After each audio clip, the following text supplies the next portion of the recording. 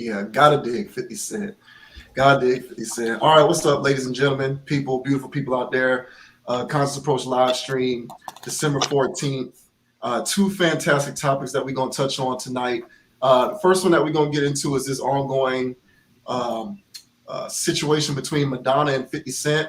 So just to get everybody caught up on the history of this particular story, Madonna recently posted some photos to her Instagram. I guess it's like a racy photo shoot that she was doing.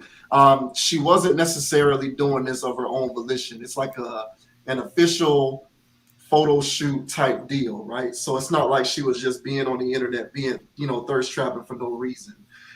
She was doing a racy photo shoot, and some of the pics that she was posting, they were, definitely, something that, people are going to look at. They're eye catching, right? They're eye popping, to say the least. And Madonna has a history of sort of breaking the fourth wall when it comes to traditional notions of like women's sexuality. So like she's well into like her 50s now or something like that. Like she's up there. But, for her, it doesn't matter how old you are. It's, where she's just got this, she's a part of this coalition that's trying to reinvent the wheel and suggest that age is nothing. You can still be as sexy and embrace your sexuality just as much as any other woman, regardless of how old you are. She's 63, bro. She's 63. Okay. So I gave her too many years. All right. So she's 63. And she posted these pics to her Instagram, and 50 Cent had a response. 50 Cent posted something to his Instagram. Basically, he was trolling, and what he did was he posted a meme of the Wizard of Oz. So anybody who doesn't know about the Wizard of Oz, there's a scene from the Wizard of Oz where there's a tornado. It picks up a house, and the house gets dropped on the Wicked Witch of the West, and all you see is her feet dangling from beneath the house. And obviously, the Wicked Witch of the West and the Wizard of Oz is depicted as like an old hag, right? So 50 Cent, being a troll, he posted this meme to his Instagram, and he said, "That's Madonna under the bed trying to do like a version at 63. She shot out if she don't get her old ass up." Now, 50 Cent, if you know anything about 50 Cent, he is not averse to being an internet troll. He trolls people. And I believe, and the reason why I wanted to talk about this was mainly because of Madonna's response and where she took it is the reason why I wanted to talk about this. But Madonna, in her response, kind of took it to levels that I wasn't even thinking about when I initially saw 50 Cent's response. Now, since 50 Cent responded in the way that he did, he got backlash. And so he bent the knee, took his post down, and apologized to Madonna for quote unquote hurting her feelings. But make no mistake about it, 50 Cent wasn't apologizing directly to Madonna, but I believe that he was apologizing to, I don't even know how I would characterize this. I think that he was just apologizing to essentially cancel culture mob, I think, is who he was. He was trying to placate to that base, smooth things over so that he cannot continue to traverse down the rabbit hole of being somebody who might risk being canceled. And I firmly believe these days that no one is above the possibility of being canceled. I don't care how positive your Q rating is. If you say the wrong thing at the wrong time in the wrong way, you can get dealt with, especially when it comes to this social media stuff. So he responded, but Madonna before 50 Cent responded, Madonna responded to, what 50 Cent had to say. And so here is Madonna's response to what 50 had to say. Okay, so this is the message for 50 Cent. I want to respond to your response, to my response to your post. which was essentially you were trying to shame me. You were trying to humiliate me. Yeah, your apology is fake. It's bullshit and it's not valid. Let me just hit those 4 or 5 points about your apology being invalid. Number one, it's not hard to find footage of you and me hanging out. Madonna's next door. She over there rehearsed. I take you over there, say hi to Madonna later. It's an old friend of mine. You understand what I'm saying? I'm kind of big, baby. Think the other rappers just walk over Madonna's rehearsal? Huh? Security. Number two, an apology is not valid if you don't know what you're apologizing for. What you should be apologizing for is your misogynistic, sexist, ageist behavior and remarks. Number three, you didn't hurt my feelings because I don't take it personally. I could never take it personally because you're not coming from an enlightened place. Number four, you say that you're not benefiting from it. Of course you're benefiting from it. That is what social media is all about. You do understand that, right? We post things about ourselves and we use Instagram and other forms of social media because we want attention. We want people to buy our products. We want people to invest in our brands. We want people to listen to our music. We want people to go to our concerts. We want people to notice us. We want people to like us. There's nothing wrong with any of those things, but don't kid yourself if you think you have an Instagram account and you're not benefiting from it. Shut it down. Stop lying to yourself. Okay, so you're reposting somebody else's low level of consciousness posting that are meant to shame and humiliate other people. That's fucked up. You are trying to put a limit on when women should be able to feel good about themselves. So finally, I just want to say, I forgive you, and I hope that one day you wake up and see a different point of view. I wish you all the best. That's it. Okay?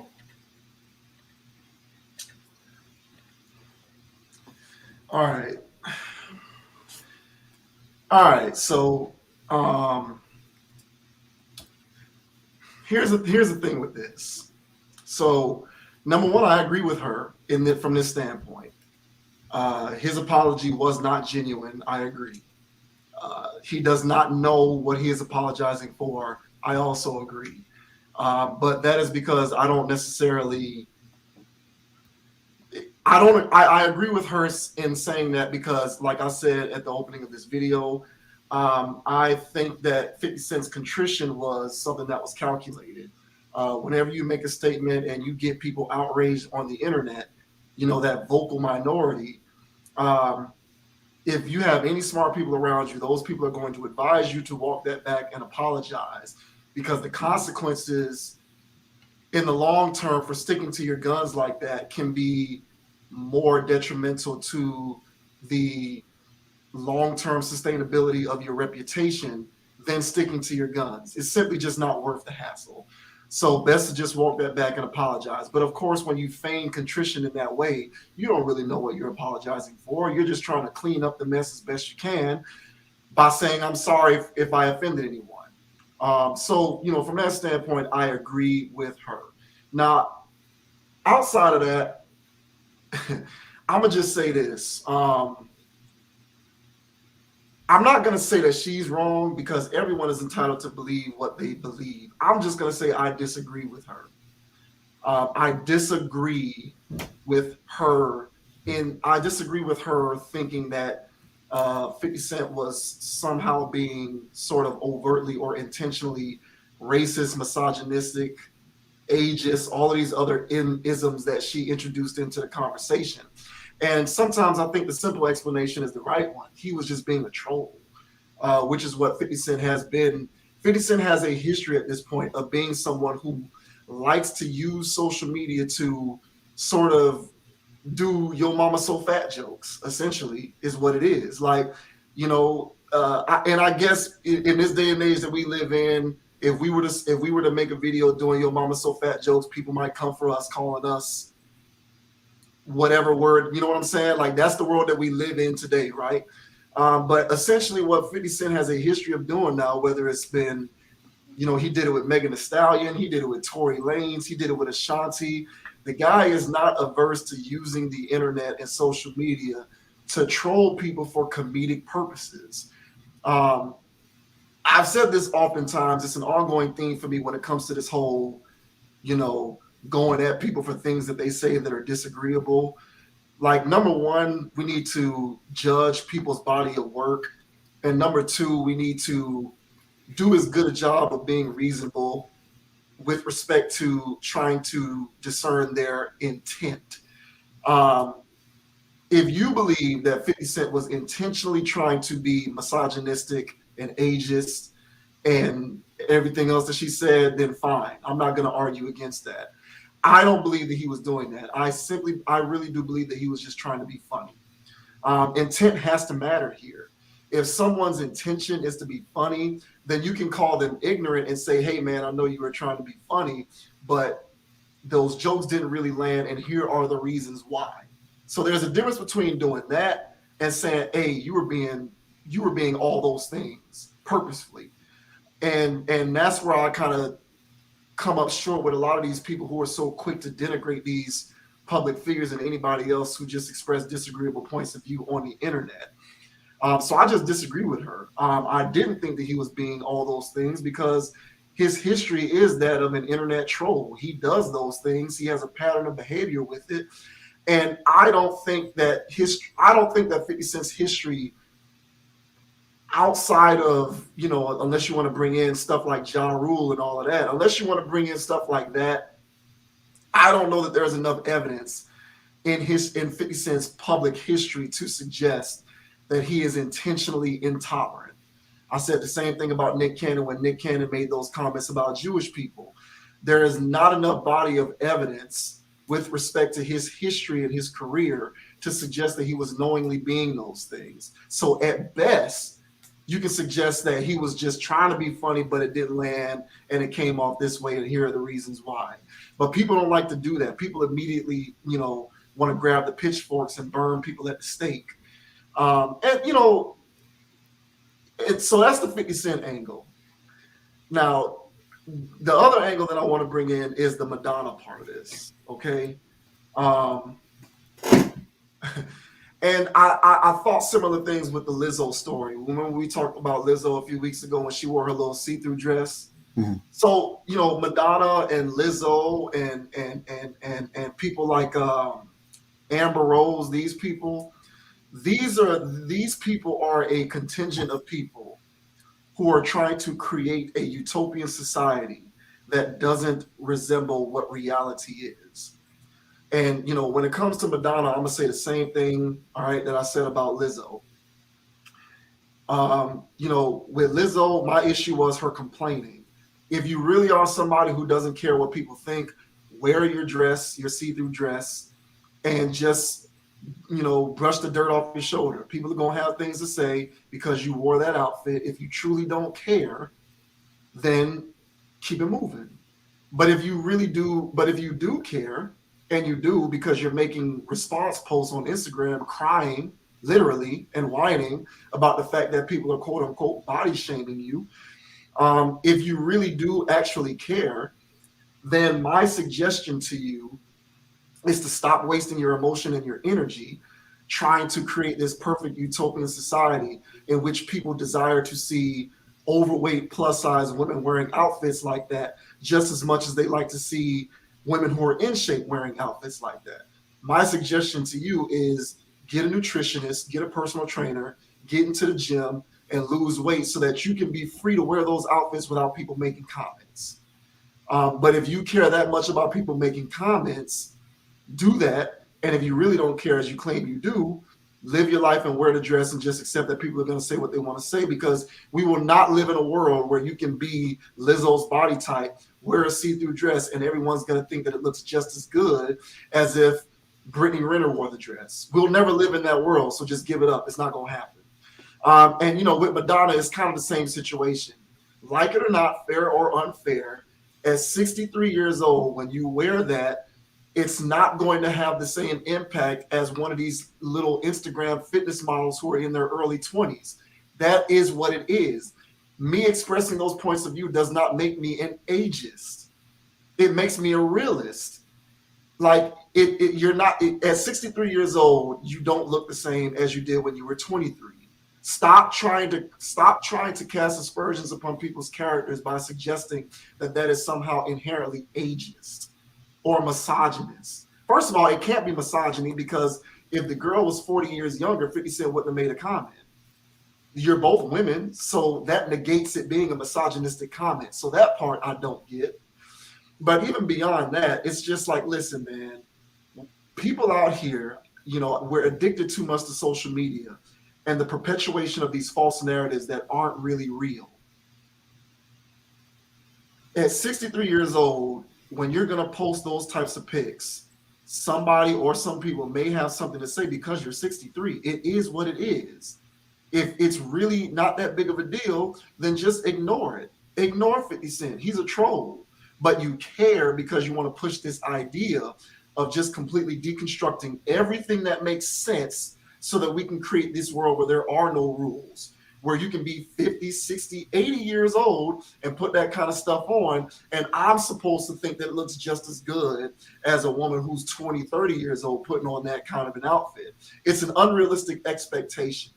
And I think her and people like her need to check themselves when they want to make these response videos, because when I see stuff like that, you just kind of look like you don't understand how to think reasonably as an intelligent human being. This is just my opinion. And furthermore, why she had to make that response with that filter, why are you doing that? I don't understand that. But I suppose that's an unrelated conversation for another day. But that's just how I feel about that. Like, I'm getting tired of these people. And I think it's no coincidence that the majority of these people who do this are women, because we're in the midst of trying to do everything that we possibly can to coddle and pander to women's emotional and physical needs and sort of allow them to believe that you can do whatever you want, be as old as you want, as fat as you want, as out of shape as you want. You can be whomever or however you want to be, and it is just as good, beautiful, and acceptable as the antithesis of whatever it is that you're doing. And we'll never live in that world for real. You can live in it in your mind, and you can get into your echo chambers and your silos on the internet where you can think like that with other people who want to live in that dream world. But in reality, that shit don't exist. And so, like, people like her need to check themselves when it comes to making these types of responses, because at this point, it's just getting annoying for me, even more so than it already was. And well, I mean, I would say I agree with all of that. It was not one part about that I disagree with. Um, I would just add on to this as far as Madonna as a person, as a brand historically. Wow, 63, right? Yeah. All right, so that's a crazy. She was born in the 50s. Yeah. If I'm Yeah. not mistaken, she was born in the 50s, and so when we're dealing with Madonna, all right, so when she became relevant, because is Madonna talented? Let's ask that question. Hey, is she a talented person? I don't know what she does. She was more of a pop star and a rock star more than a singer when she was singing. I feel like she was like the I don't want to misspeak somebody watching this video who's a Madonna fan is gonna be like, No, but I kind of feel like she was the Britney Spears of her day. So yeah, she was a when pop we star. were coming up, yeah, She was a pop star. that's kind of the comparison that I make to her when she was in Right, her prime. right, and so that's where I'm getting at as far as talent. Yeah, So of course there's Madonna stands, and I mean there's stands for everybody. All yeah, right. And so you're going to rub somebody the wrong way when you're talking about historical artists like Madonna or Guns N' Roses or whatever, right? yeah. And you're just gonna have to. It's gonna have. So I apologize if No, I don't do think. that. No, no, no. No, hey, no, I'm just saying. If you think she was talented from a singing perspective and all that other stuff, dancing, I don't say that she was. I would say that she was good at what she did. Madonna was a cash cow. She was a gimmick, and she played her role. No different than what Lil Nas X is doing now. So it's to rub people the wrong way sexually. Madonna did that as her job in the 80s and the 90s, just rubbing everybody the wrong way sexually. All right. And planting those seeds of sexual freedom early. And so she did her job as a corporate uh, cash pond, if you will. Mm-hmm. I don't see much in Madonna's career outside of her being a pop star and playing her role as a pop star. Mm-hmm. And so and like I said, her role wasn't to be the best singer, the best dancer. It was to be a slut. Mm-hmm. And it was her job was to turn out Mm-hmm. American girls, in my Mm-hmm. opinion. Mm-hmm. And so she did her job successfully. This is what someone like Madonna looks like when they turn 60. Mm-hmm. And so what we're witnessing right now is she doesn't know when to turn the thought off. She's been a thought her entire life. She was so efficient at it that the industry didn't turn her out. If anything, Madonna was turning people out, from what I hear. Oh yeah. You know what I'm saying? Mm-hmm. So she's right on that cusp. If there's industry weirdos, she's one of them. How could she not? That's why she was talking about that thing of, hey, 50, you know me. Hey, we had parties, 50. Yeah. Me and you had parties together. Why you acting all brand new now? But the thing is, he's not acting brand new. Like they're acquainted with each other. I'm pretty sure that response caught 50 off guard. Because yeah, 50 was like, I'm just being funny, trolling. I know this chick. What's the big deal? She did what she did to placate to a narrative in this country that is ongoing of, hey, we are, yes, exactly. Yeah, and I am gonna be a part of the movement that puts a stop to this at every turn, even when what I'm putting a stop to isn't something that was actually supposed to be offensive in the first place. Yeah. And so what she's doing now, she's paving the way, much like how she did for the young thoughts back then. She's paving the way for the older thoughts.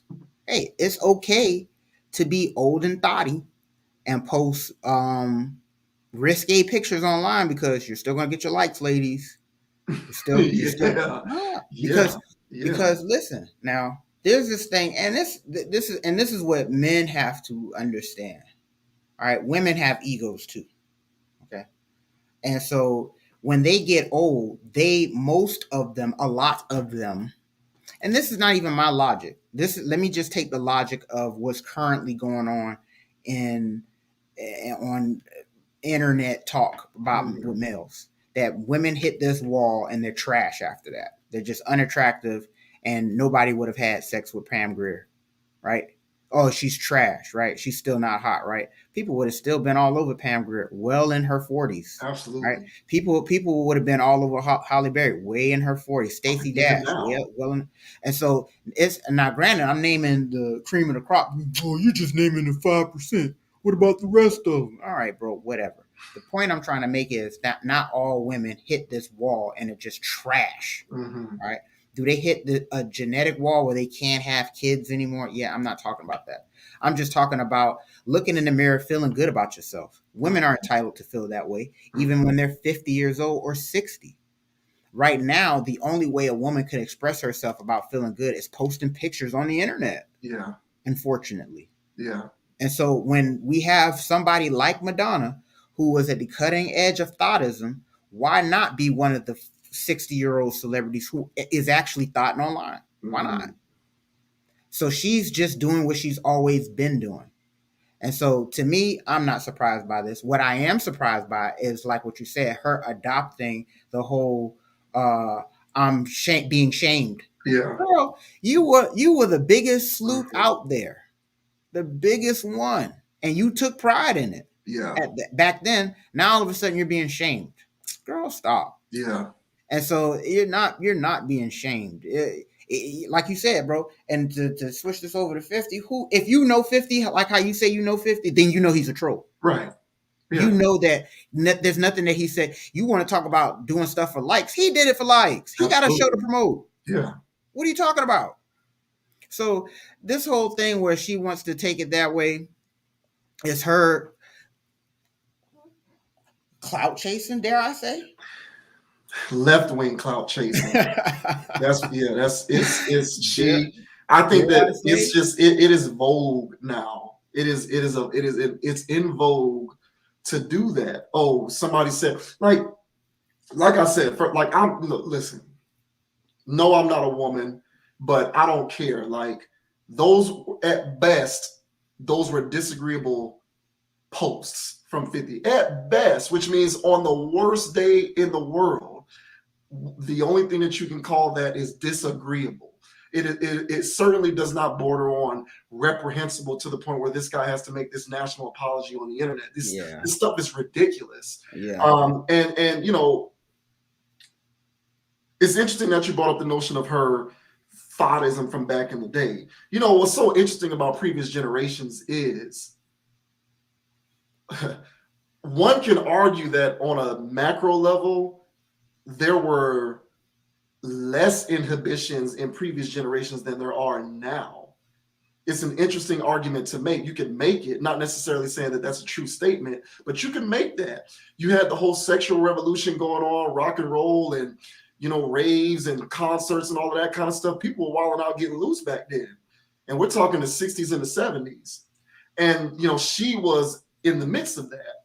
And so I think a part of what we're witnessing now is similar to rap. So like we're at the point now where hip hop as a music form is finally beginning to age because it only just started in the 80s, right? Really. Yeah. I mean, people say that the first rap song came out like in the late 70s or something, but realistically, it became a part of the American consciousness in the early 80s. Mm-hmm. So we're talking about a form of music that is literally only about 30 years old, mm-hmm. which is, it pales in comparison to rock and roll, to country, to blues, to jazz, all of these other forms of music that are damn near 100 years old.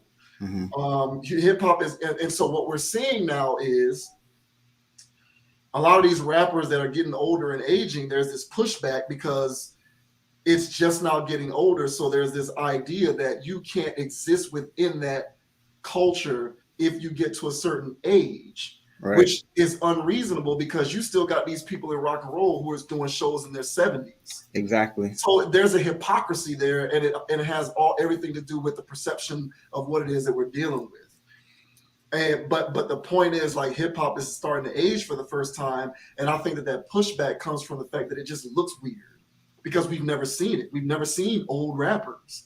We don't know what that looks like. We don't know what 60-year-old rappers look like yet, really. Right. I mean, certain guys are getting there. Jay-Z's in his 50s, but I wouldn't say that he's an active rapper anymore. I mean, he hops in from every now and again, but so let me just real quick. So mm-hmm. if we were talking about that, it's Jay-Z's, Nas's, mm-hmm. and Bun B's, mm-hmm. and Big Boys, of music. And even if they pop in every now and then, if it's age appropriate, which they are making now, they're making age appropriate music. Right. Then at that point, it's like, well, can you? I was telling somebody else this. We're right now at the day and age where your brand, everybody's their own brand now, and so part of your brand is that you rap. Mm-hmm. I do everything else, but I also make music too, by the way. And I also do art over here, and I got NFTs over there. Mm-hmm. And then so right now, everybody is a thing. So people like Bun B could be a professor somewhere like he is. Yeah. He could do that and then turn around and make an album, mm-hmm. or make a song that's age appropriate. Mm-hmm. And so you're right. So hip hop has aged to the point to where there are people who are in, that were in the game that could dabble in there every once in a while. Because when Jay-Z popped out and did the 444 thing, man, you know what I'm saying? At the time, it had everybody, mm-hmm. tuned in. Mm-hmm. And honestly, The guy didn't miss a beat. Right now, if he hopped on a feature or something like that, it's the best part of whoever's Oh yeah, song no, is. he's still the best. Right. It's just, yeah, there's just this idea. So, and here's one thing. Well, I will sort of side with people like Madonna. Um, is I think we need to learn how to become more comfortable with the idea that you can exist in certain lanes regardless of age. Like we need to get rid of this idea that you can't exist in rap because you're of a certain age. Right. Like all of that is ridiculous. And you Right. brought up a good point. For my money, talent wise, Jay-Z is still better than everybody currently rapping. He's in his 50s and all of these younger dudes can't touch him, lyrically at least. But I think the pushback where people say, hey, you can't do this, that merely comes from the fact that it's something that's never been seen. Exactly. And so when it's something that you haven't seen yet, people's natural reaction to it is to sort of resist it because there's a fear inherent in the unknown. Right. And so for people like Madonna, because I agree with you, you got thoughts that's getting up there. You don't just you don't cease being a thought, right? Exactly. So like if you were a thought 20 years, 20, 25, 30, you're in your 60s, 70s, you still got that. Like that's still in you. And these are new age. This is new age thoughtism. Yeah. So were there old fast women? You better believe there were. Yeah. And when they got older, were they still fast? You better believe they were. But it was a different speed. Yeah. Yeah. So the thing with Madonna is like you have a point in that people sort of attach age to a certain thing like unreasonably, but where she loses me is this idea that people who critique it are being intentionally ageist. And the thing about it is, like you brought up the thing about age appropriate. Madonna, be a thought at 63, but be realistic about the world that you live in. At 63, be an age appropriate thought. Don't be a thought at 63 because you think that you can compete with women who are in their early 20s. Like you can't. Right. You cannot. And if someone such as myself or 50 Cent makes fun of you for trying to do that, exactly, it is ridiculous to call that person an ageist.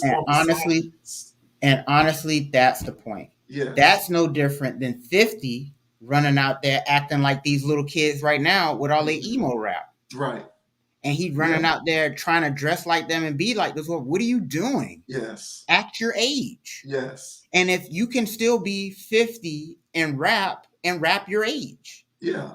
You can still be a fast woman and take pictures that are suggesting you're fast, but they're not racy. You're not doing that. Yeah, exactly. That's some straight up OnlyFans. Like those are some straight up OnlyFans Instagram pics. And it's just like, what are you doing? Like, look at Gabrielle Union. Gabrielle Union wrote a book talking about her porn addiction and her addiction to masturbation and her sex addiction. You mean to tell me she's not thottish? And Gabrielle Union is what, 50? Yeah. Like she's up there, bro. So the thing is, by the way, she looks extraordinary for her age. She really but the thing is, like, she's not posting that. Like, and the thing is, if she were to do that, it would be well within 50 Cent's right to make fun of her for trying to do it because what are you doing? Right. You know what I'm saying? Like, what are you doing? Well, see, so now with the Amber Roses, because she's the one who's honestly, or at least one of the pioneers of this shaming talk. Yeah. She's the one that slut shaming. Right. And she only did that to try and reconcile her own insecurities for, in fact, being a slut. And so what's going on is the spreading of basically, like, what's the word I want to use? They're basically spreading irrational, what's the word that rationalizations.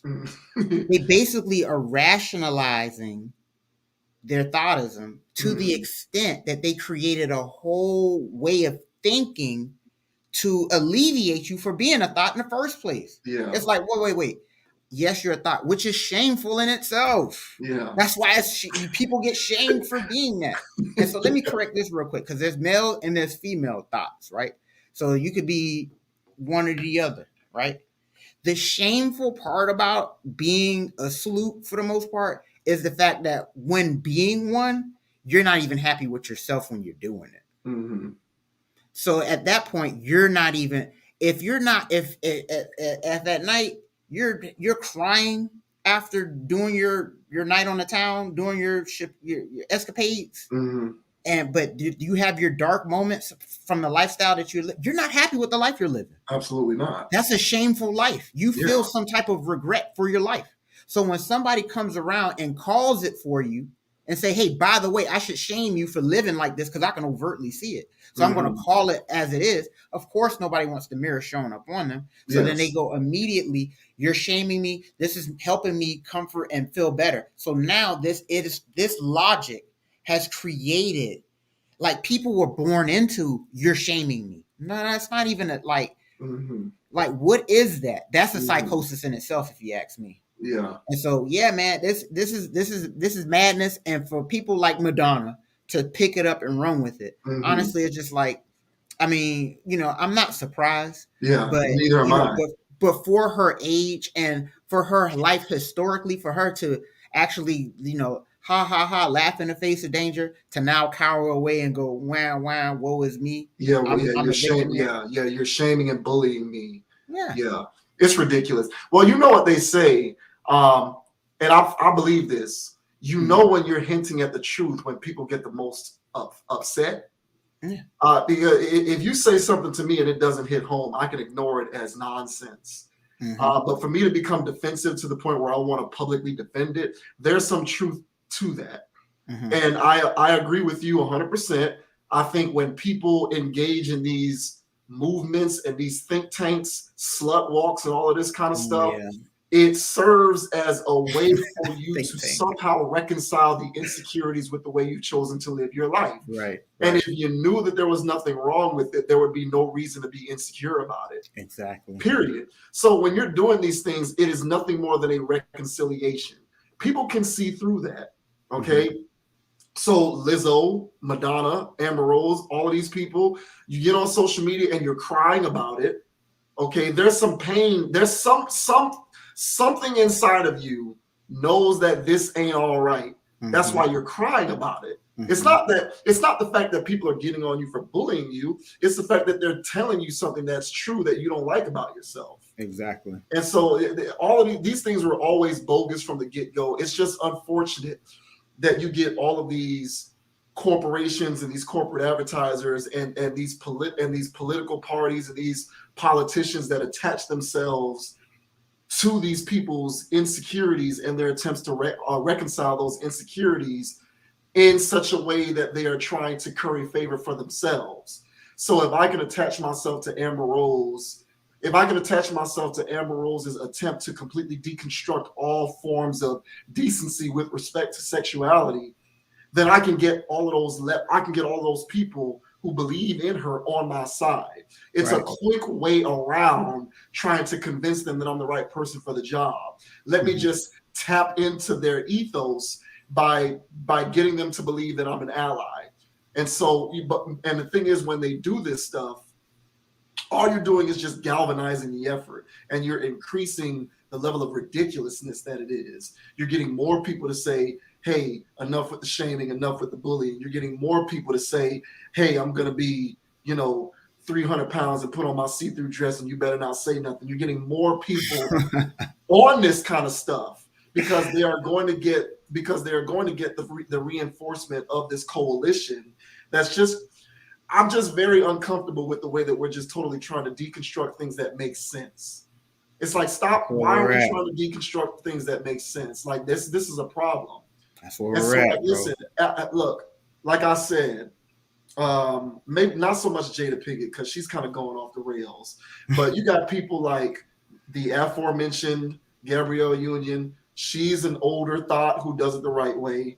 You know what I'm saying? You got people like Melissa Ford. She got a podcast talking about sex. She thoughts in the right way. Yeah. There's ways to do it. Like, we live in a world of reality. We don't live in a world of pie in the sky. When you do it the wrong way, you're going to get called out for it. Now, if you really are about that life, stop giving a shit that you're getting called out for it. But if you're going to get on your soapbox and bitch and complain whenever people critique what you're doing, it exposes you for insecurities, number one, and it shows that you're not really about that and that you do really care. So you either need to conform to what is the right way to do it or just shut the hell up. But stop it with all of this victimhood and this victim mentality and this I'm being bullied. You're calling me a misogynist. That man wasn't calling that woman a misogynist. I mean, he wasn't being a misogynist. He was not being an ageist. He wasn't doing any of that. So it is what it is. But we'll go ahead and end it there.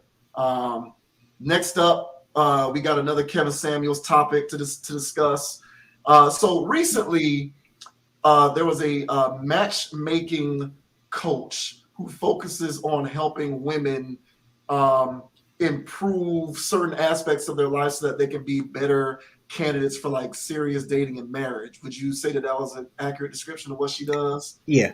So her name is April Mason. For anyone who doesn't know, so April Mason, this is an African-American woman. She's a Black woman, and she's made a career in this line of work, helping women become better marriage prospects. And she doesn't help just Black women. She helps all women.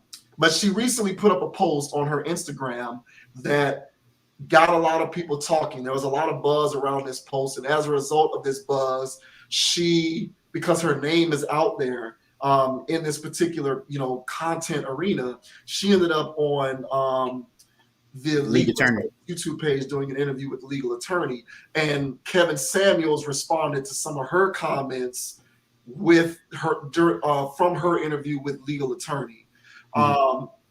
So first, I'm gonna just read the post that April Mason put out. So it says here, quote, "After 10 plus years of helping women in this area, it's time to move on.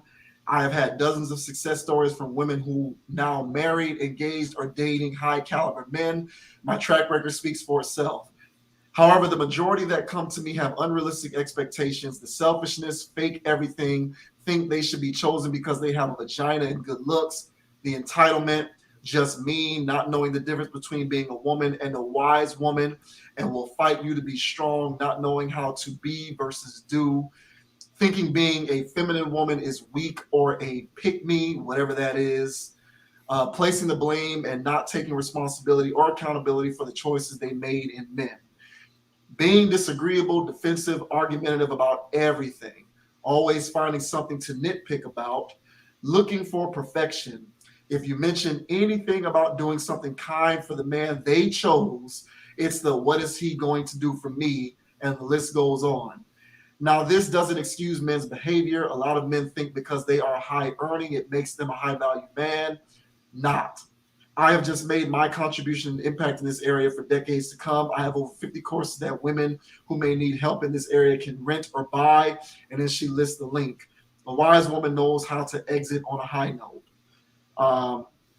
So I feel like those are pretty strong comments getting at women's lack of accountability for their lack of success when it comes to dating, relationships, and marriage.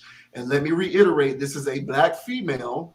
So a lot of y'all like to, disqualify people's merits because of their social characteristics, which is unreasonable and ridiculous. But for a lot of y'all who are going to push back on this is a Black female. So it ain't a man, number one. It's not a white person, number two. It's a Black female. And she specializes in helping women in general. Not just Black women, but all women, and those were her comments. And so in response to that, because obviously you say something like that, a lot of people are talking and your name is out there. So she ended up on lead attorney. So she ended up on his podcast talking about her comments. And so we'll go ahead and play a couple clips here. All right. What you do. So when you move the corporate ladder or go get successful in your business, that does not mean you don't be the woman. And a lot of times, especially our men, they say they want this type of woman, but they don't create an environment for that woman to actually be. Because they're so used to doing. When they say, "I want a strong woman like my mom," well, what was your mother's quality of life? Did she work 4 and 5 jobs? There's no way I could be with a man that wanted me to work every day, take care of the kids, and be his sex kitten, his sexy vixen, his confidant, his peaceful place, and all of those things. Mm-hmm. So that's why I tell women, you got to decide on what kind of man that you want. So what do you think about that, Kevin? You know, she's saying, listen, a lot of you men, you know, you don't create a space for your woman to become feminine. You want her to work, and you want her to take care of your kids, and you want her to have sex with you. How are you expecting a woman to do all of that? You know, if you're not, I guess, you know, making, 100% of the money, and you're not allowing her to stay home with the kids. Okay. What's your sense of that? My sense of that is because 2.5 million black men are in the upper middle, in the upper class. Well, there are 40 million black people in this country. Mhm. Roughly half are men and women, so that's 20 million. 2.5 of that 20 million black men are in the upper class. 54% of black men are single and childless. 61% are in the middle class. So according to the stats, that's providing like a mother sucker. If you're picked.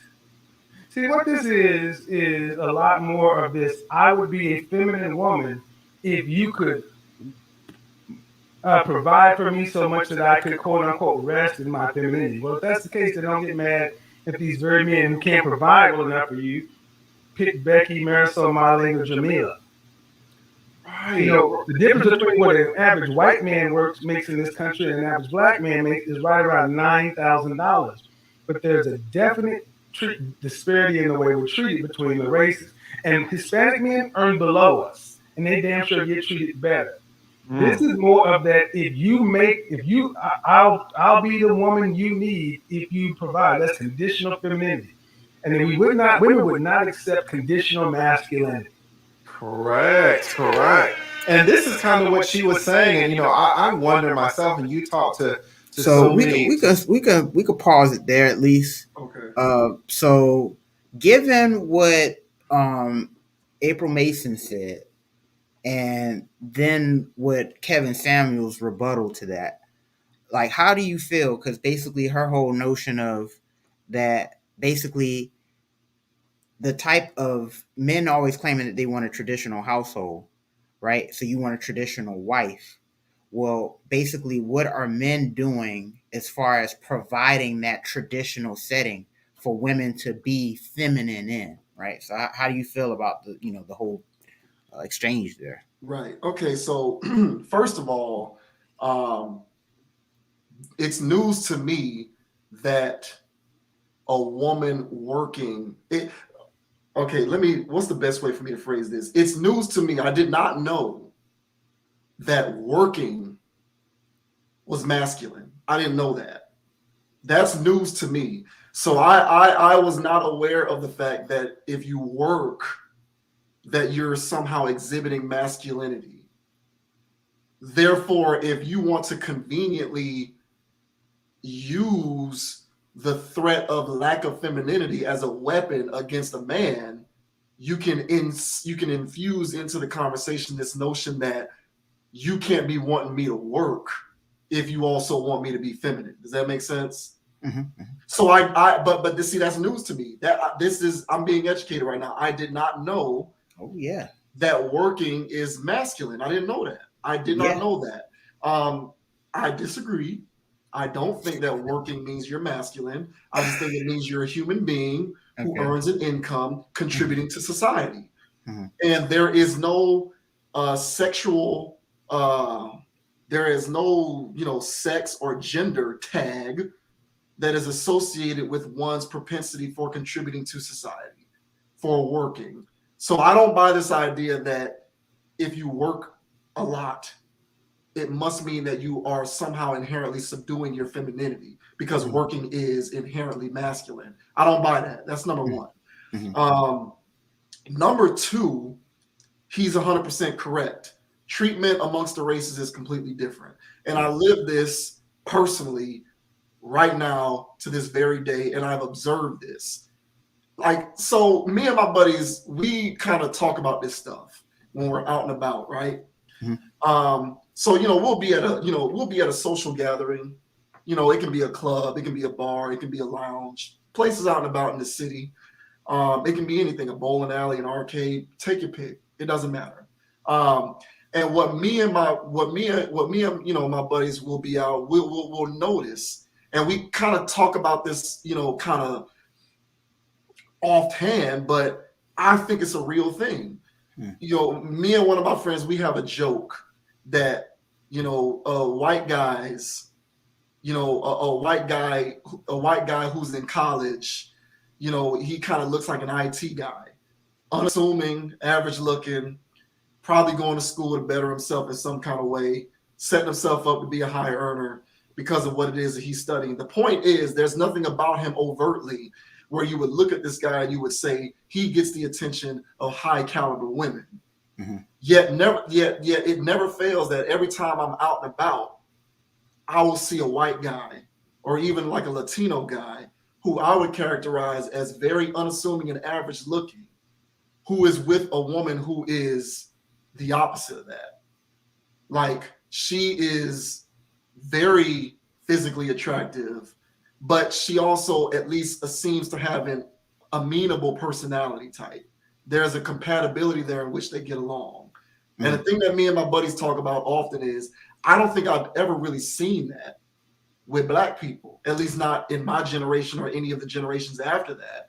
You'll never see an unassuming, below average to average looking Black guy with a Black woman who you would characterize as an 8 or a better. You just don't see those types of things in society very often. And I don't think that there's a coincidence in that you don't see that. It has to do with the respective expectations of the women who come from these different cultures when it comes to what they want and how they see themselves as a dating, relationship, marriage prospect. And those expectations, I believe, fuel the way that they treat the men that they would like to be chosen by. So, in a roundabout way, I agree with what Kevin Samuels is saying in that bit about the differences in treatment among races. And I do think that it's a factor. It's a cultural observation. I don't know what the source of it is. I can speculate. I can make educated guesses, but I'm not in people's homes. I'm not in their minds. I don't know why this stuff is going on, but I don't think that he's wrong. And yeah, just this whole idea of, he's correct. It's conditional love, conditional femininity. Like, you want me to be a feminine. Therefore, you have to do these things for me so that I can be feminine for you. And what I don't get about that is, what does that even mean? So you can't just be this. You have to be these things based on certain parameters and conditions that meet and fit your needs. To me, it's unreasonable. It's an unreasonable ask. It isn't conducive to functional relationships that fit, that are compatible. You're not giving men what they want. And if you claim to be someone who cares about being a wife and being a mother and being married, it would probably behoove you to learn what it is that the men who you want actually want in a woman and acquiesce to that, instead of trying to, reinvent the wheel and force your conditions upon the situation. But those are pretty much my initial thoughts. And I'm just not under this idea that you have to give me these things in order for me to be feminine towards you, i.e., I can't be doing all of this working and doing the cleaning and doing the cooking. It's like, listen, all relationships are all functional relationships are as such because the individuals involved adhere to roles. Right. That is why functional relationships are functional. Right. So it's not about you having to do the cooking and the cleaning and the laundry and the taking care of the kids. It's about what are the roles within our relationship that respectively make the most sense for us. Let's stick to that so that this thing works. Not, you want me to do these things, therefore you need to create the perfect environment for me so that I can be feminine for you. Like, that is the complete wrong way of thinking about it.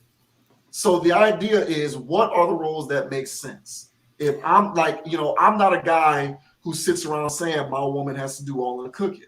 I'm a damn good cook in my own right. If it works out within my relationship that I am cooking the meals, what are you contributing to offset the fact that I am cooking? Are you buying the groceries all the time? Are you the one changing diapers? Are you the one who's doing laundry? Are you the one who's calling the electrician whenever the cord and the ceiling fan comes out? It's all about assigned roles. But we're living in this day and age where women just believe that the notion of them having to adhere to a role is somehow them having their identity subdued. Right. And that's ridiculous. No, I have roles too.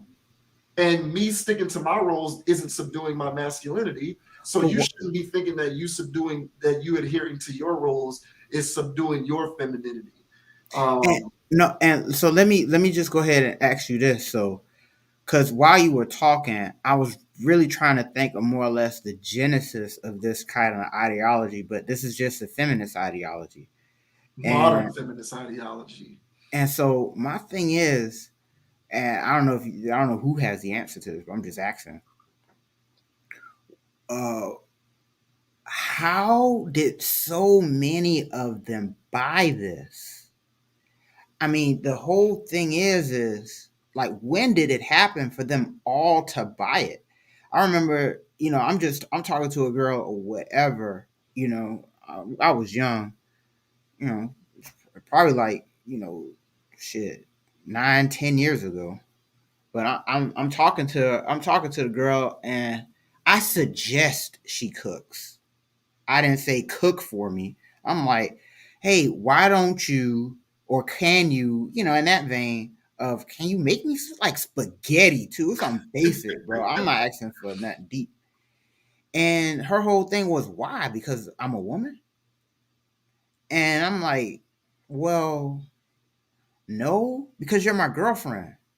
So, like, Yeah, can you cook for me? I cooked for you before. right. So what's the big deal for you? Nah, we can cook together. Like, what is that? And then my whole thing was, immediately my thought was, what happens with the kids? So what's going on with the kids? So it's going to be a battle of who's going to cook for the kids. Is dad going to be the only person cooking for the kids? Like, I don't want that. So I'm sorry. I want my kids to grow up eating mama's cooking. And so my whole thing is, so my question to you is, when did so many of them buy this modern woman? Because that's all Kevin Samuels calls it. He just calls it modern woman, where they all have this ideology of, I'm not going to do that. That's what those submissive slave women did. I'm not a submissive. Yeah, I'm not a Yeah, no, submissive slave. yeah. I know. Yeah, I'm not a submissive slave woman. I'm an empowered woman who doesn't have to work for other people.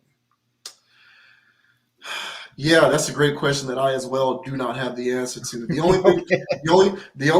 thing, the only thing that I can theorize is that it's an evolution of previous forms of thinking that have just manifested themselves in what we are seeing today. So what initially started as, single motherhood and having to be the sole provider for your family out of necessity and survival, that evolved into chosen single motherhood. Where there's a lifestyle in which you've chosen to be someone who's open to the idea of raising children by yourself. Yeah. And so from that evolved into, I can do these things better than you. I have the kids, I can do them better than you. So therefore that evolves into, I don't need you, which evolves into this madness that we see now, where it's, I'm not gonna do that because I'm getting by without having to do it now. Why should I have to do it for you if we're together? It's backwards. But the irony, the sheer irony of it is, the irony of this stuff, and this is what I find so funny, is like, I'm sorry, but if, like, let's say that I work in a deli and I'm on a slicer machine, and I choose to not put on the cutting glove because I can just slice this meat without this cutting glove, and I slice my finger off. And then I decide I still don't need the cutting glove. I'm gonna keep on working without my glove, and I'll slice another finger off. At what point do I put the glove on because what I'm doing doesn't work? And I think what Kevin Samuels often talks about with his content is evaluating outcomes. He mentions that that's a going theme for him in a lot of his videos is the evaluation of outcomes. If you don't like what is happening, let's talk about the process and the system that you're using, because what is the outcome that you desire? If it is proven that reaching a desired outcome requires certain actions and behaviors, you're not going to work your way around that and get the outcome that you want without having to put those inputs in.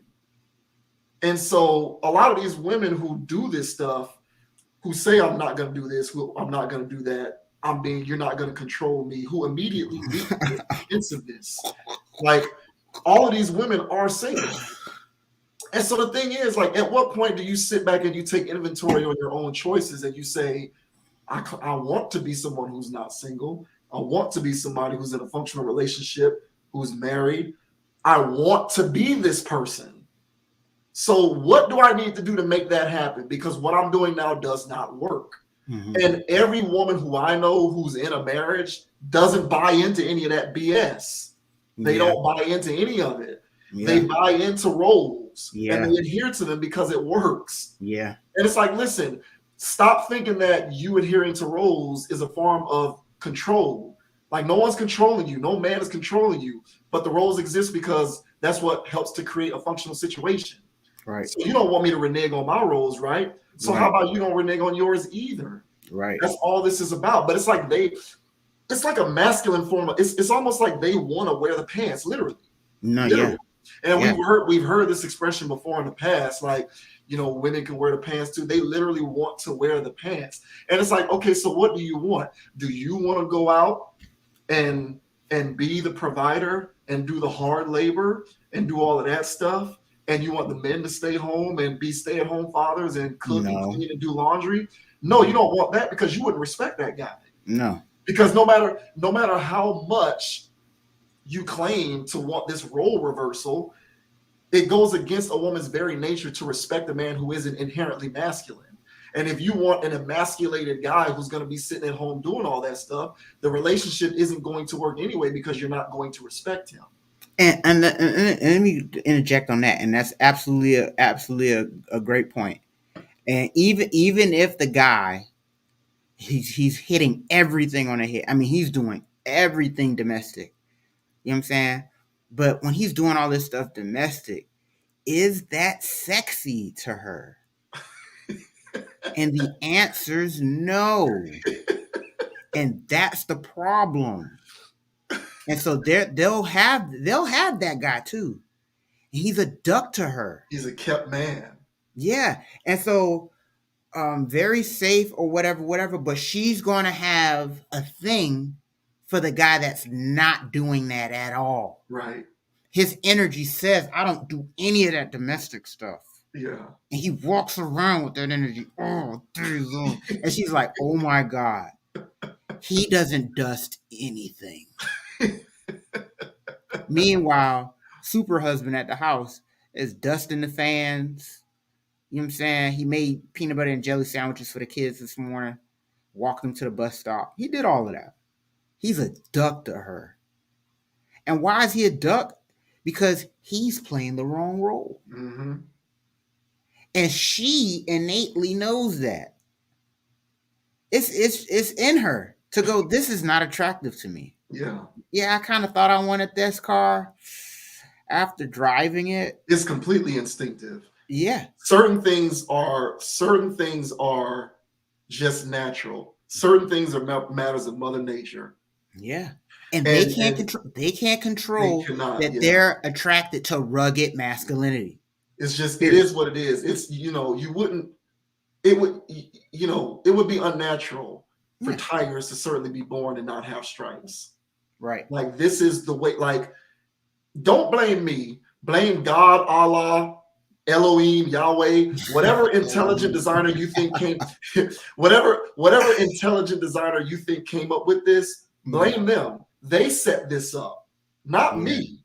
So, it is what it is. It is instinctively natural for a woman to, number one, respect and find sexual chemistry with a man who is inherently masculine. Two sides of the same coin. It is instinctive for a man to find sexual chemistry and attraction Thank you. with a woman who is inherently Thank feminine. you. Thank This you. is the way these things go. If Thank you you. don't like it, be alone. But get, as he says, as he likes to say, buy a dog, get a dog, and die alone. Mm-hmm. Because you're not going to rewrite this. You're not going to change anything. And having a kept man who adheres to feminine roles, because that's really what this is, it's not going to change the fact that you will not respect him. And Yeah. no, I don't give a damn what anyone says. No relationship works in which the man is not respected by his partner, is not respected by his woman. It will not work. All Right. she's going to do is cheat on him with a guy whom she respects. Exactly. That's all that's going to end up happening. So, again, to answer your original question, I don't know. I No, can that's fair. theorize. I do think that it is rooted in culture. I personally find this type of mentality more prevalent in Black people. I'm just going to be straight honest with you. I see less of it with Latino and white people. Like I said before, I have seen unassuming guys. I have seen, me and my buddies, we call them IT guys. I see it every day. A regular dude, a white kid. He's maybe 5'6", 5'7". Maybe he wears glasses. Unassuming. He wears clothes that don't really fit all that well, but he doesn't give a damn. He's living his life. And he's with a girl who's like bad. And that girl does not treat him like shit. And I don't think ever in the course of my life have I ever seen a Black couple where I'm looking at the guy and I'm thinking that he is at least physically below average, but his girl is the opposite of that. I've never seen that. And there's a reason for it. The price tag is just different when it comes to our people. That's as nice as I'm gonna put it without getting a little more harsh than that. That's fair. And the thing about it is, if you want to be that way, that's fine. But you need to understand that not every man, 6'6", 6-figure earning, 6-pack ab Black men don't grow on trees. They don't. And that's what it, so if that's what you want, you can either you need to resign to the fact that you're going to be with a guy who has other women. Therefore, you'll never have fidelity. So you can at least accept that, or you can have more realistic expectations about what it is that you want and change the way that you go about acquiring that, change the way that you go about seeking that. Like, that's it. You have one or two options, but you're trying to force this idea that you can get this model of perfection and the guy be, faithful and all of this other kind of stuff. It's ridiculous. I don't see this kind of stuff with other races of people. It's not to say that it doesn't exist. It does exist. It's just not nearly as prevalent. And it is what it is. I can go on and on, but I think that he has a point with all of that. 45K to 65K a year simply is not the modern Black woman today who's even halfway decently attractive finds 45K to 65K a year not good enough. It's not good enough. You need to give me more, do more. You need to be making more. That's not good enough. If I was a white guy, I'd feel very confident that I can get me a white wife who's gorgeous and beautiful and fit and likes to work out and doesn't care about adhering to roles in our relationship, and I can make $50,000 a year. Yep. I would have that certainty if I was white or even if I was Latino. I see it every day. So it's like, what is it in and we're only what are we at this point? 11% of the population? He said 40 million Black people live in this country. We've been overtaken by Latinos as the dominant minority in this country. Our numbers are less. So it's even more paramount for us to be reasonable when it comes to notions of marriages and family, because we're going to, birth rate ourselves out of existence. I've already told you my theory about there's only 10 to 20% of Black men who are of sexual maturity age who are actively having sex. Mm-hmm. The other 80% are involuntarily celibate. Why is that? You know, you think these guys are walking around not trying to have sex? Some of them. Not 80%. No, but not that. Not Not all of them. 80%. No, You no, know, no. so it's just a lot for us to think about and ponder. And you know, this is why, listen, and I get a lot of flack for this, but I don't give a damn. I tell guys all the time, listen, man, do not be afraid of exploring your options. Your happiness, your peace, finding what it is that you want, whether it's physical preferences, if you want her to have a certain body type, if you want her to have a certain hair color, all of that shit. Physical preferences, family value preferences, you know, domesticated skills preferences, intelligence, all of these preferences that you might have when it comes to the type of woman that you want to have. If you want to maximize your chances of finding that, you need to explore every option. And a message that I give specifically to Black men, Black women hate this, but Black women are the reason why we're doing this, is if you want to maximize your opportunity to find everything that it is to looking for, you're going to have to explore every option and not cling to this notion that you have an obligation to uplift the Black race by marrying a Black woman. Because you can stick to that if you want to, and I'm not disparaging anybody who chooses to do that. But I personally believe that your happiness within your relationship and finding maximum compatibility in everything that you seek in this day and age, in 2021, because of how crazy things are, has to supersede that obligation. It has to. Mm-hmm. And that's just my personal opinion. Because I find it unfair that these other races of men don't even have to worry about this. These other guys aren't agonizing over this the way we do. They're living their life and just doing whatever. And then whatever happens, happens. You know, they let the chips fall where they may. It's like, such a minefield for Black people and Black men in particular. Mm-hmm. And so I say, man, just explore your options. I agree. And I would say that as far as other races of men, I've heard other. This is an American phenomenon right now. I think this is an American culture. I think this is a Western type of ideology. I think it's a Westernized. So, not to cut you off, but I think this is something that you can observe in any Westernized culture. Western. So America, you know, over there in Europe, Great Britain, France, all those Westernized cultures. This is what you see. You're going to see this everywhere you go. Right. But I would argue that America is a little bit more aggressive than overseas, but for real, like, because these women over here are they're the prototypes for what other women are following. Basically, they're the ones that get on TV, and the ones in Europe are following that. Mm-hmm. And so, but I would say hand in hand, it's a Westernized ideology that that women are doing this, and so. And I think you said it earlier, it's not all women, man. And there's women out there that do understand the power of roles. Look, bro, everybody can't drop 50. Everybody can't score 50 a night, and everybody's not doing that. Somebody has to set the pick. Mm-hmm. You know, somebody's got to grab rebounds. This is a team effort. And so, you know, who cares who scores all the points if the family is what matters? You know what I'm saying? Yeah. So if the team is what matters and the championship is what matters, what the hell else does it matter of who's scoring all the points, who's doing all this, who's doing all that? Yeah. And as far as what's going on, there's a lot of scorekeeping. No, I'm trying to get the buckets. Yeah. I got the buckets. Yeah. You putting up all these shots. I want my shots too. Right. It's like, look, first of all, if you're open, I'll pass it to you. But don't sit here and just hog the ball.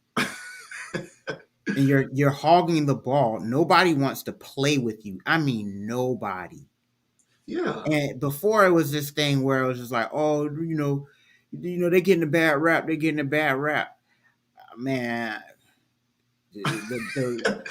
Well, listen, if they're getting a bad rap, again, this is listen, man. To quote Thanos from Avengers, it's a simple calculus. If you're getting a bad rap, if you feel as though you're getting a bad rap, let's evaluate your outcomes. What are your outcomes? The rap can't be all that bad if your outcome is what it is. Right. When your outcome, listen, the definition of insanity is committing to the same behavior repeatedly but expecting different results. That is literally the Webster. That is the dictionary definition of insanity. So if you believe that you want something, but your process isn't yielding the outcome you desire, why do you keep implementing the same process? Get a different process. Oh, but there's nothing wrong with my process. Everyone else is the problem. See, that's what it is. So my process is actually perfect. It's just all these men out here who are messed up. It ain't me, it's y'all. I'm doing the right thing. I'm going to college and getting my degrees and I'm educated. You are the problem. You know what I'm saying? Like, what are we doing here? Yeah, I don't know. What are we doing here? And then when it becomes, then once other races of women get thrown in there, it's like, look, They get mad. Yeah, they get mad, but Yeah. it's like, honestly, there's not much competition here. Honestly, it's kind of like, listen, bro, man, I'm gonna keep it a buck, bro. I might get in trouble saying that. But black women are they're just like the first round draft pick that has all the athleticism. Yes, woman, everybody wants you as far as body. Every woman is getting injections here and there just to look like you. All right, I get all of that stuff. All right, so as far as athleticism, y'all jump out of the gym. All right, but when it comes to fundamentals and playing ball, all right, those other women are playing ball and they're playing fundamentally sound. So I don't care about all these alley oops and all this other stuff that women over here are doing. All right. It's just like, look, man, these other women are putting in the work. They're passing the ball. They don't care who scores. They're winning. Yeah. And now once the Olympics comes, now it's actually competition. Now you're actually losing. Hey, get in the gym and go to work. Yeah.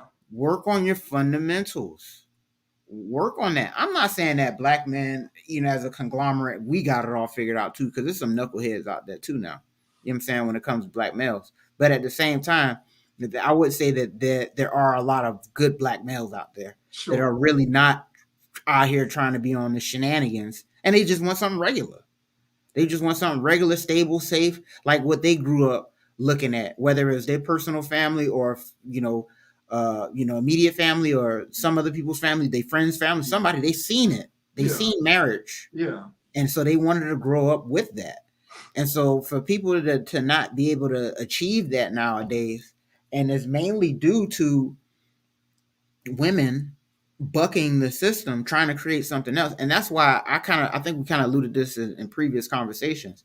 But basically, man, my stance now, at least if they're modern women and dealing with modern women, you basically just have to you got to treat them like, how can I say this, bro? Like, you got to let them do whatever they want.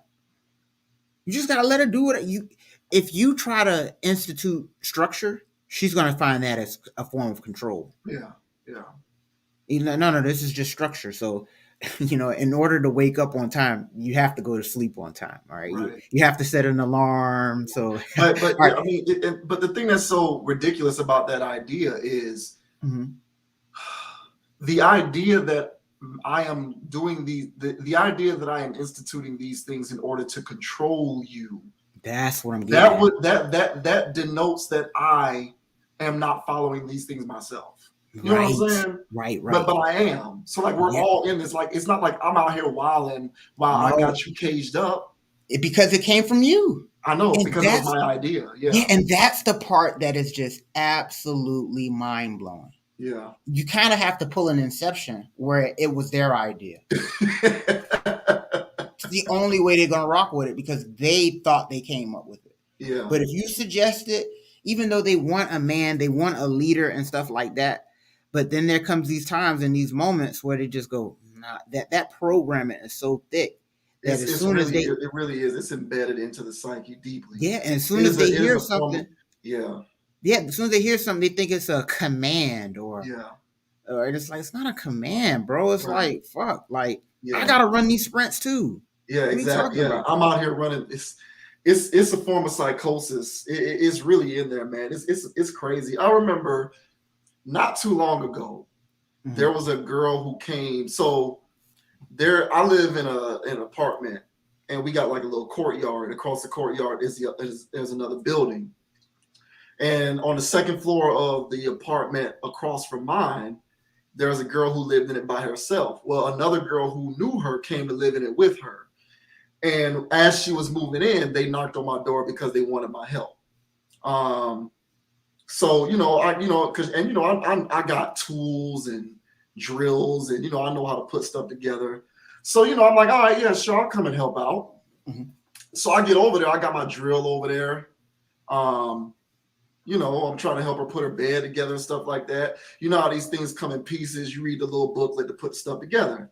Mm-hmm. So I'm helping her, and she's reading the instructions. I'm putting it together. And so there was one part where like she read something and I grabbed like the wrong piece. So she was like, no, it's not that one, it's that one. And so I was like, oh yeah, you're right. So then I grabbed the right piece. And she was like, see, don't underestimate me because I'm a woman. And the comment came out of left field because I'm like, well, I never did that. And you came to me asking for my help. So who's underestimating who? Are you underestimating yourself? Because you came to me for help. You didn't try it yourself. You didn't put it together. You came to me because you wanted my help. So how could I be underestimating you because of your womanhood when you came to me? I made no insinuation whatsoever that I was underestimating you because you're a woman. I acknowledged that I picked up the wrong thing. I said you were right. So what is this thing about? Yeah, I told you I knew my stuff. Don't think because what is that? And the thing, and she did it multiple times, bro. Several times throughout me helping her, and I laughed it off because I'm not finna chastise her about it. But several times throughout that process of me helping her put her stuff together, she would be like, "I told you, I know I'm a female, but I can do it too." And it's like, listen, this defensiveness, it's uncalled for. I don't know whether you've had experiences in the past where you've been in relationships and dude put you down. So now you feel you have to overcompensate because every man must be the same and think that you have no worth because you're a woman. But like you doing this is making me not want to help you again. That's the only thing that's happening, And so like, again, the irony in that was you're bringing up this idea that I'm underestimating you because you're a woman. You came to me for help. I didn't offer my help. It's not like I was like, hey, you don't look like you know what you're doing. Let me come help. I was chilling in my crib working. And she boom, boom, boom, boom, boom. Hey, can you come help me do this? Bet. And so now I got to deal with these slick ass comments. I'm good. But it's just stuff like that. She's in her early 20s. She's a modern chick. Got her degree. So she feel like she's in this minority where she just has this air. There's a complex that women like that have about themselves. It's a superiority complex. And it's a superiority complex which suggests I don't need to take nothing from you. Look what I've achieved. Listen, men don't give a shit about your degrees or your education. Yeah, it's low on the totem pole of things that we prioritize when it comes to how fit you are as a partner. Mm-hmm. It may be at best 5th or 6th on my list. I don't care. So like, don't throw that stuff in my face. It just makes you look like a naturally defensive individual who no one wants to be around. And I think that's the part that comes off as masculine to some people, is that whole notion of I don't need a man, I don't need anybody, I don't need you, type of thing. And it's just like, what? Why? And those movies. Hold on, I'm gonna just because I want to say this because I might forget it. Mm-hmm. You know what's funny about that? I'm gonna let you continue, but it's just like, listen, what do you want? Like, okay, so you don't want to feel like, nor do you want to make me feel like you need me. What do you want? You want me to admit that I need you? Fine, I admit it. Hey, listen, woman, I need you. Yeah. Yeah, like, listen, women, I need you. What are we doing? This is not guerrilla warfare. Like, I need you. I can't be a dad without you. I can't have a family without you. I can't have a home, but well, I can have a home, but you know what I mean. Like I got you. I need you. Okay, so what is this? We need each other. That's all I wanted to say.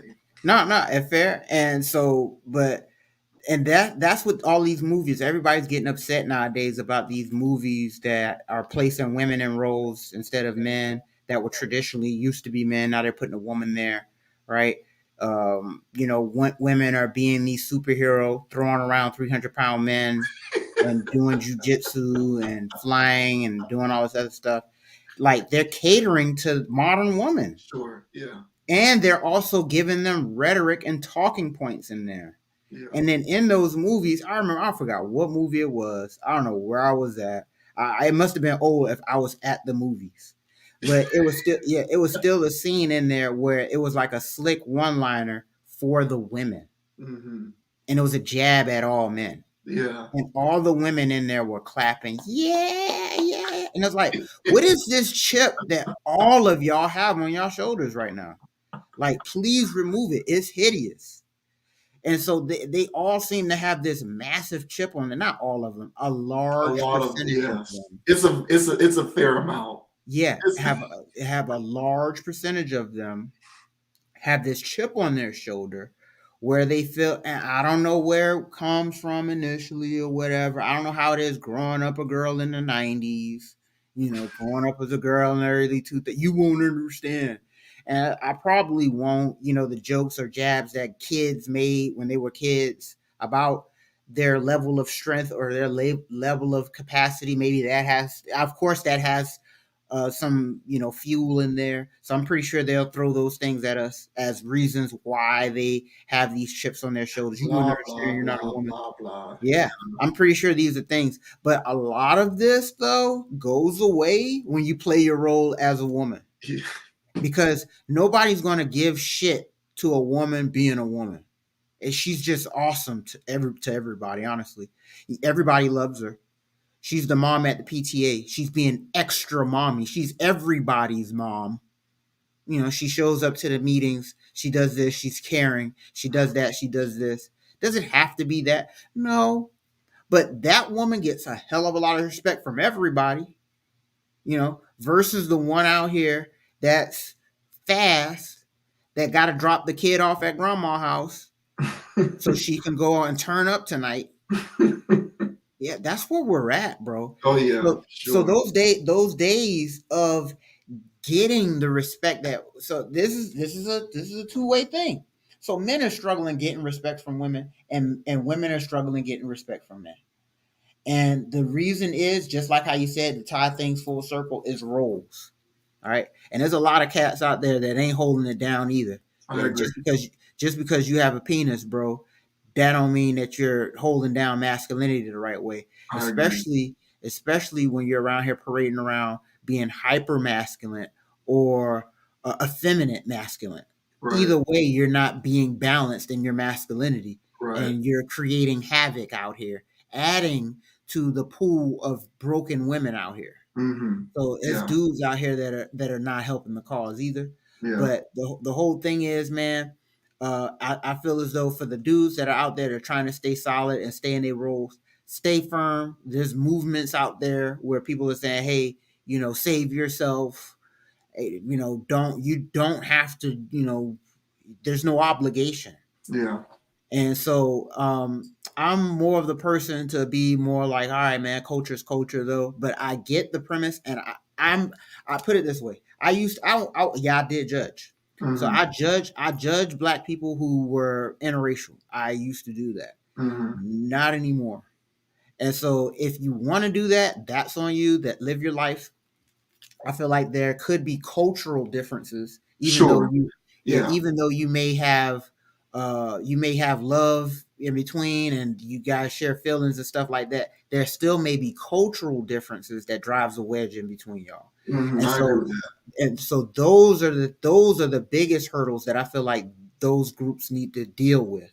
Mm-hmm. And if they can deal with those in an appropriate way, and there's no faking on either side, she genuinely feels your struggle and you genuinely feels hers, then that's all love. I've seen that before and I don't have a problem with it. Mm-hmm. So if that's the thing, live your life, do your thing.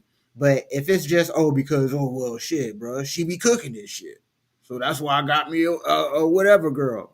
Yeah. What? Oh hey, I just got her to be, and he's still doing his shenanigans, right? Yeah. So I'm not talking about that. I'm just saying for dudes out there that you're solid, man. You know you solid. Stay solid in your masculinity, and I honestly, and Kevin Samuels, he talks about how women talks about they're manifesting and stuff like that. I do feel as though if you're solid in yourself, you stay firm, you can manifest money, you can manifest your partner, you can manifest anything you want, so long as you're solid in whatever you claiming that you want to be solid in. Yeah. And so I feel as though if there is a woman, and I think this is what she was talking about too, as far as April, was as far as just being dope. And what I guess what she was talking about, her definition of being dope is just being her version. And this is the problem, her version of femininity, which is selective femininity, not just being feminine overall. Right. And so that's a fallacy in itself too. So there's some half truths being spoken by her. But overall, I get what the premise behind, hey, be solid in yourself, and then the guys that are worth something will see that you're worthy because you're bringing value to the table. Mm-hmm. And so a woman bringing value to the table doesn't have to be financial. It can be emotional. It could be, nurturing. It can be a multitude of things for why she's seen as a solid piece for the championship winning team. Mm-hmm. So the championship winning piece doesn't always have to be the superstar. It could be the person that dives in the stand for loose balls.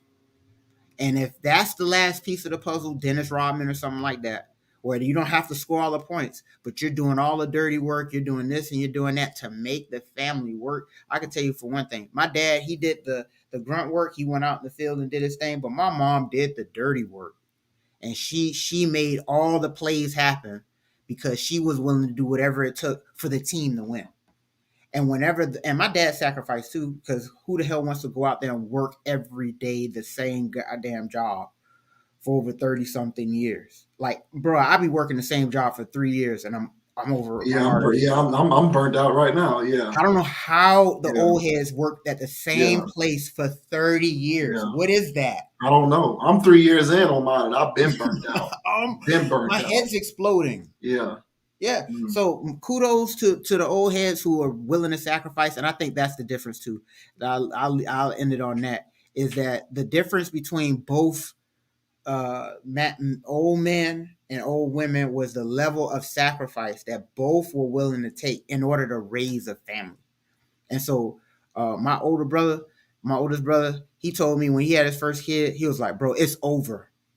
Everything stops. Mm-hmm. Real parents say that.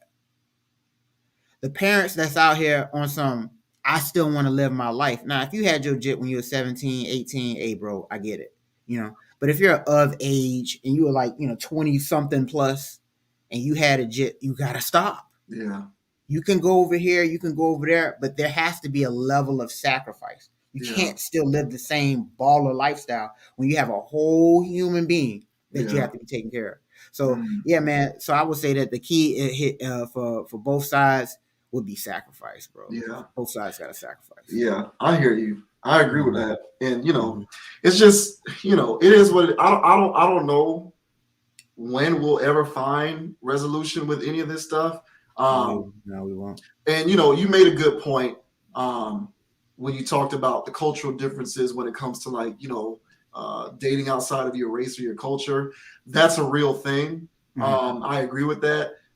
And that's why I stress the notion of compatibility, because compatibility denotes that there are shared circumstances in both of your situations, despite the fact that you are of a different race than the other person. But yeah, I agree 100%. But I just think a lot of times, like a person's like when you date and when you marry and do all of that, the vast majority of the time it works out in such a way that socioeconomically you're in the same environment as the person you're with. Yeah. So a lot of times it works that way. It's just getting your mind around the idea that it's okay for me to do this.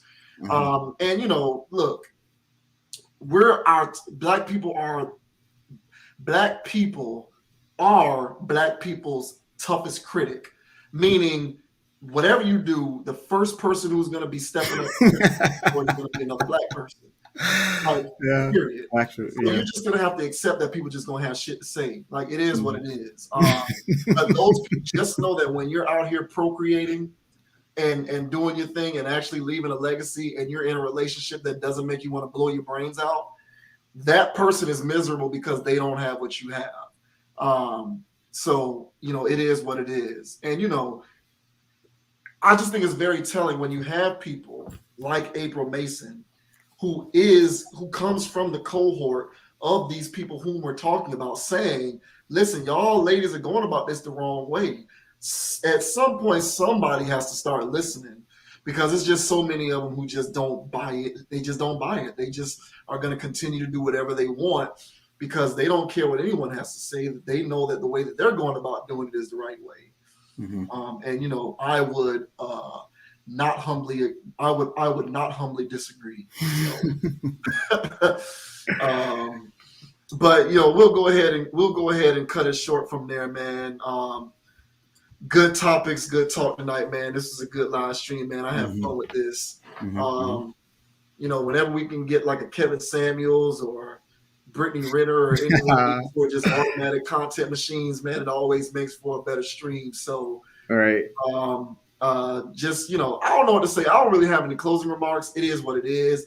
I'm just trying to find what I can find so that I can be happy, and I ain't worried about changing the world, because that would just stress me out way too much. But I suggest that everybody out there does the same. But other than that, like always, we're gonna go ahead and sign off. If you like the commentary in this video, definitely hit the subscribe button so you can get that notification whenever we post new content to the channel. Share the video wherever you'd like to share it. Please comment. Let us know what you thought was off base or crazy. If you're watching this video on Facebook, definitely also comment and hit the like and share button as well. I certainly appreciate it. Full content library for the channel is available on consciousapproach.com. Follow Conscious Approach on Facebook, same spelling, Conscious Approach. Again, like the page, hit the like button on the video, share button on the video, subscribe to the comment on the video. You can find me on Instagram at JVWins, JVWINS. I'm also on Facebook at Javis Ogden, JAVISOGDEN, as well as on Twitter at Javis Ogden, same spelling. Be on the lookout. We've also got the Facebook page updated with all the videos finally. So now that I've gotten ahead of that, we can start actually posting individual videos to increase the frequency. So I'm very excited now that I'm no longer behind in my life. Long story. Long story. But other than that, man, keep supporting logical content. We certainly appreciate it. We'll catch you on the next stream. Yeah. And the name's Dogon SS. You can find me on Instagram at Dogon_SS and also on YouTube at Dogon SS. All right, go ahead and like and subscribe on over there. Hit the bell for notifications. All right, for whenever I drop some videos. All right, so like always, man, keep it player, stay chill, and man, keep it neutral, man. Stay in the neutral zone, not so high, not so low. Stay on your square and stay relaxed, man. Yeah, man. Yeah, keep your eye on the prize out here, man. It's rough and rugged. But I agree with you. When you stay on your purpose, when you're on your square, you'll naturally manifest things that you want to manifest. So just don't buy into thinking that you have to go with a wave. Don't succumb to groupthink mentality, man. Just don't feel like you got to follow a wave. Do you, bro? For real. Yes. But until then, man, we're going to go ahead and end the stream. This is December 14th live stream, Conscious Approach in the books. We'll see you next time.